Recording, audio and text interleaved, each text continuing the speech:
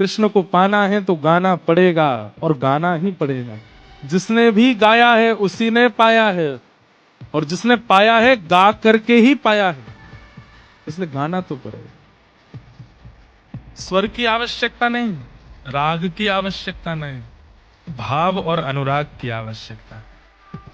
भाव और अनुराग से युक्त होकर के जब व्यक्ति गाता है तो कृष्ण आते हैं। हमारे ठाकुर जी की एक ही कमी है, कान के कच्चे हैं बस। आप कितनों भी सुंदर भोग सामने रख दो, मुंह में पानी आ जाएगा, फिर भी ठाकुर जी कंट्रोल कर लेंगे। कितना भी सुंदर नृत्य कर लो, नेत्रों में इच्छा तो प्रकट होगी कि बाहर निकल के या तो मिले आऊं, लेकिन फिर भी कंट्रोल कर लेंगे।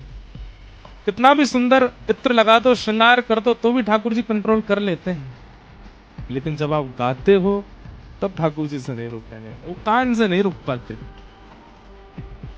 इसलिए मैं तो कहता हूं कथा में, आपको स्वर मिला है, आप बोल सकते हो, ये कृपा है।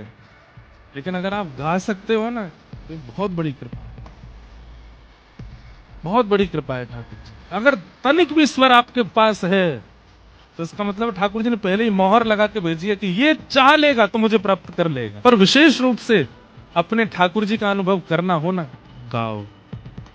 और क्षमा करना कान पकड़ के, अगर किसी के पास स्वर नहीं है और वो चिंता करे हम कैसे गावें, तो बाकी लोग तो भाग जाएंगे आपका स्वर सुन के, ठाकुर जी नहीं भागेंगे, उनको सुना सकते हो। और क्या पता गाते गाते काउदना ठाकुर जी ने ठीक कर दियो स्वर, और ऐसा स्वर प्रकट हुआ कि अब सब उस स्वर को सुनते।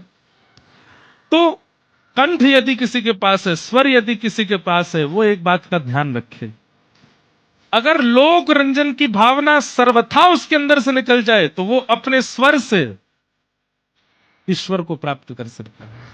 उसको फिर और किसी साधन की आवश्यकता नहीं है।